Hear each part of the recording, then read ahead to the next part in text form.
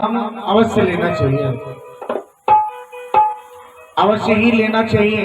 ऐसे ही संकट आया क्या, बहुत बड़ा ये संकट है, एक हाथी और एक मगरमच्छ की, एक हाथी और एक मगरमच्छ की इतना बड़ा संकट है, फिर भी उन्होंने भगवान का नाम लिया। उस सुना करके छुप गए। अब छुपे तो कैसे कहें, अब ये बात अपने मन में बोल रहे हैं क्या कि हे प्रभु जी आप ही हैं एक सहारा, मेरा कोई न सहारा अब तेरे, कन्हैया बस आप मेरे, बस आप ही हैं जो जीवन उद्धार कर सकते हैं, सारी कष्ट दूर कर सकते हैं, सारी बाधा दूर कर सकते हैं, ये संकट आप ही दूर कर सकते हैं। दूसरा नाम ब्याज जी का आगमन होता है, ब्याज जी गए और जा करके गर्भ के पास बोले क्या, जब 9 महीने बीत गए, 9 महीने बीतते हैं ना, तो माँ जब पुत्र को जन्म देती है तो उसका नया जीवन प्राप्त होता है। 9 महीने बीत गए, वेदो ब्याज जी गए, बोले क्या रे निछड़ जाओ, 9 महीने हो गए, 9 से 10 1 साल हो गया, 2 साल हो गया, फिर भी नाम निचड़ने का नाम नहीं, बस यही नाम आ रहा था क्या कि आप मुझे वचन देवे क्या कि मेरा जीवन जो है जन कल्याण के लिए होगा। अब एक पिता बिना अपने पुत्र को गोद लिए हुए, अपने हृदय से लगाए हुए, एक माँ अपने ममता को बिना दिए हुए कैसे अपने पुत्र को निचोड़ सकती है।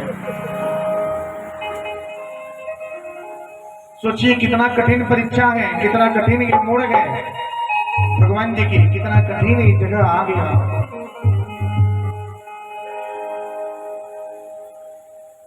माता और पुत्र का संबंध जो है बहुत ही गहरा संबंध है। पुत्र जन्मे ना तो 6 महीने बाद अपने पिता को पहचाने, लेकिन जन्म से ही वो पुत्र अपनी माँ की आंचल पहचानता है, माँ की खुशबू पहचानता है, माँ की गोद पहचानता है, क्योंकि माँ की आंचल और उसकी खुशबू ही उसकी माँ की पहचान होता है।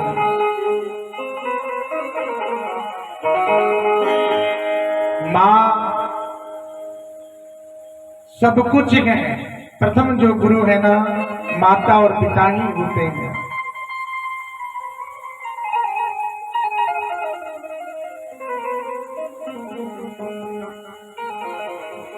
जिन्होंने आपको लालन पालन पोषण किए, बड़ा किए, माता पिता को कभी भी हृदय अपने मन को दुखाना नहीं चाहिए, कभी नहीं दुखाना चाहिए।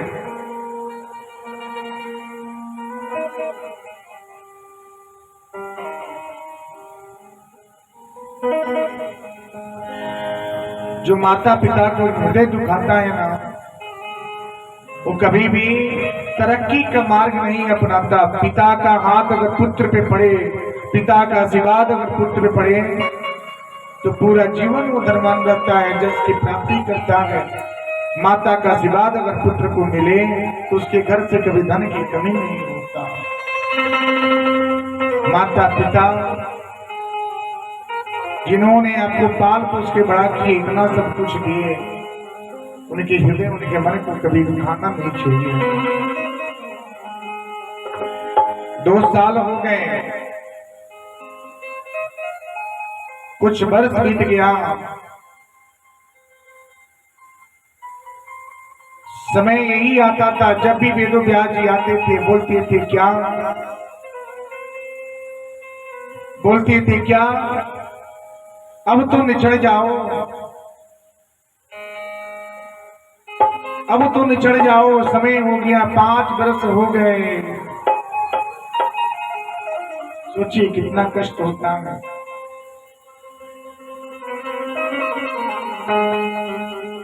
5 वर्ष बीत गए, 6वें भी बीत गया, एक दिन का समय है। वही वेदो व्यास जी आए और बोले, गर्भ के पास अपने जो कान है लगाए और बोले क्या, अरे पुत्र निचड़ जाओ, समय हो गया है। पुत्र ने बोला कि पिताश्री आप वचन दीजिए कि मेरा जो जीवन होगा जन कल्याण के लिए होगा, जन कल्याण के लिए होगा। कैसे बताएं?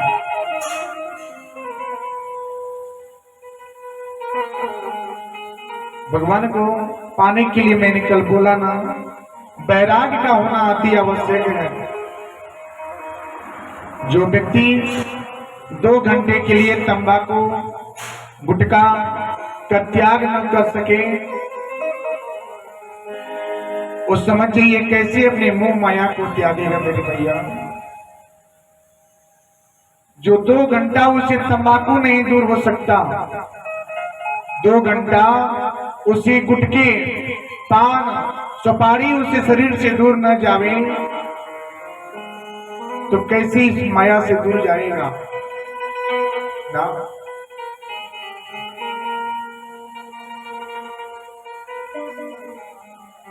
ये जो है ना, इस सब माया है। मैंने कल बोला ये संसार इस कमल की फूल की भांति है, जितना ही सुंदर है उतना सुंदर दिखता तो है, लेकिन इसमें कोई सुगंध और दुर्गंध कुछ भी नहीं है। आप ऐसे कुछ करें जिससे आपका जीवन मुक्त हो। देखिए अब इनके मन में वैराग्य कैसे उत्पन्न हो रहा है।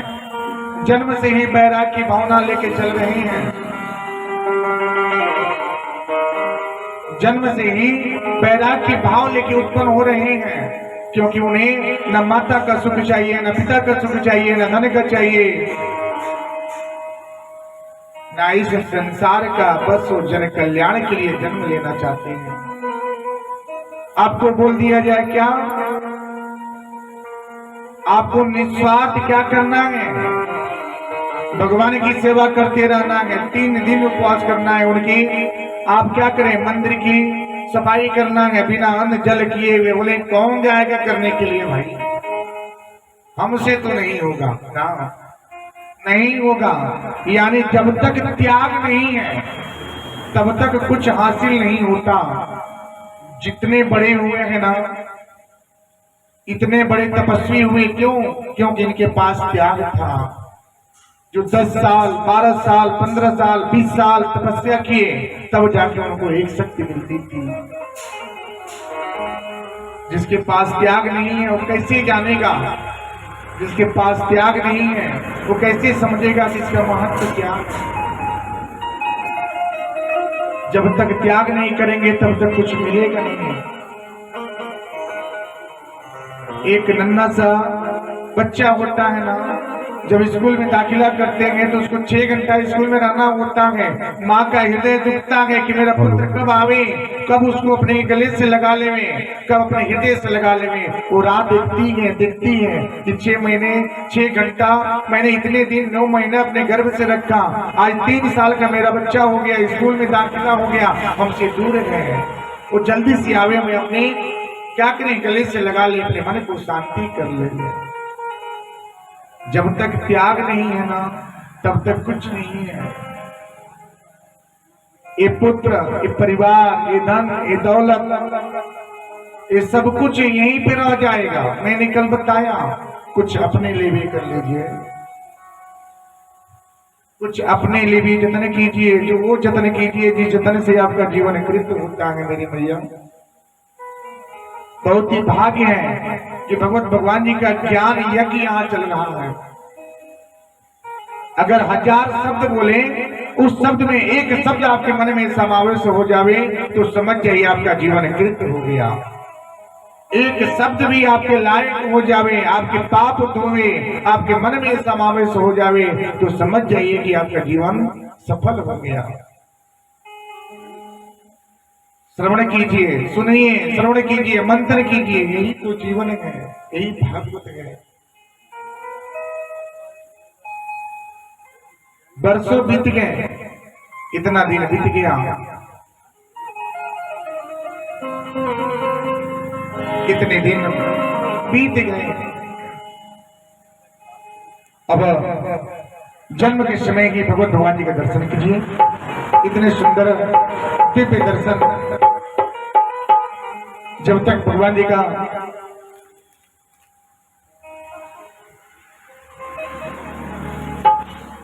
दिव्य दर्शन से संकट, जब तक किसी का दुख होना, जब तक संकट दूर ना हुए, संकट पड़ी है तो भगवान जी का नाम अवश्य लेना चाहिए, अवश्य ही लेना चाहिए। ऐसे ही संकट आया क्या, बहुत बड़ा ये संकट है, एक हाथी और एक मगरमच्छ की, एक हाथी और एक मगरमच्छ की इतना बड़ा संकट है, फिर भी उन्होंने भगवान का नाम लिया। उस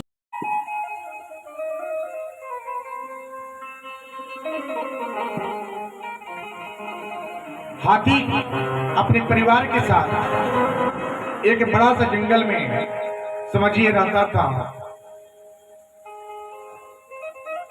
रहने के बाद एक बार उसके मन में लालसा हुआ कि हम जाएं एक बार नदी स्नान करें।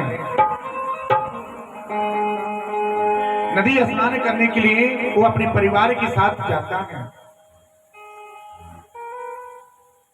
जाते जाते खूब आनंद से स्नान करता है। वहीं पे एक ग्राह समझते हैं क्या, ग्राह यानी कि मगरमच्छ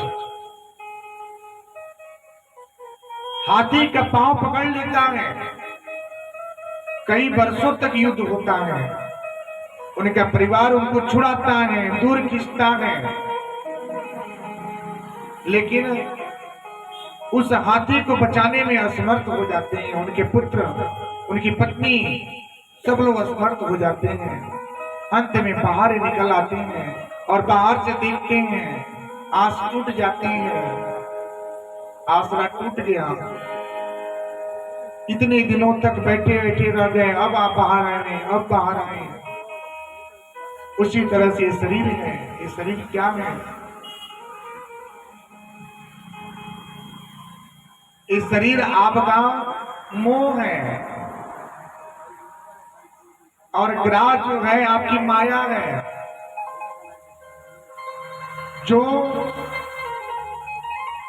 मन को पूरी तरह से मोह करके रख दिया है कि ये मेरा है, तुम्हारा है, ये मेरा शरीर है, मैं इतना सुंदर हूँ, इतना अच्छा हूँ, इतना धनवान हूँ, इतना मेरे पास धन है, ये मेरा परिवार है, बहुत खेती, बहुत से धन संपत्ति मेरे पास है। ये क्या है? यही तो माया है। वो हाथी का पांव मगर ने पकड़ लिए। जब मगर ने पकड़ लिए, पकड़ने के बाद अब क्या करें? क्या कर सकते हैं?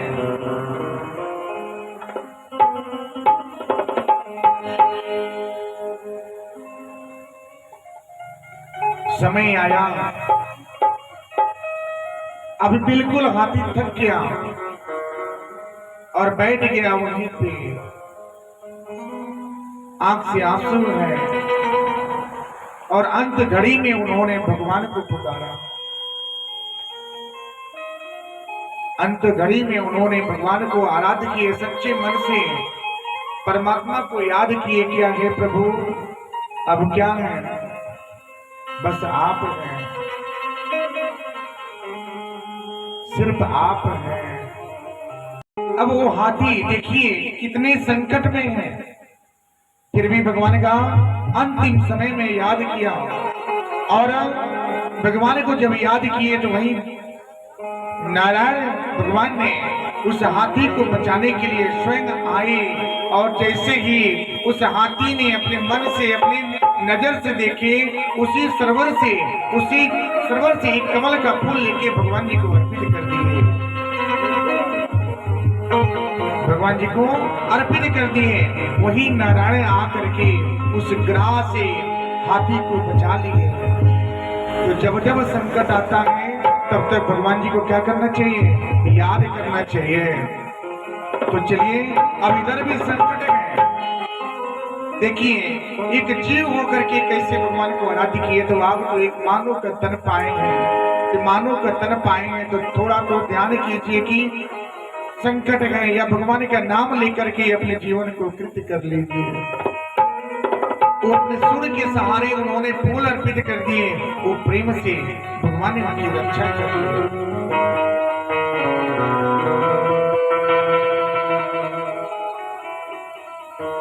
ऐसे ही भाव अब यहाँ पे है। वेद व्यास जी की पत्नी जो है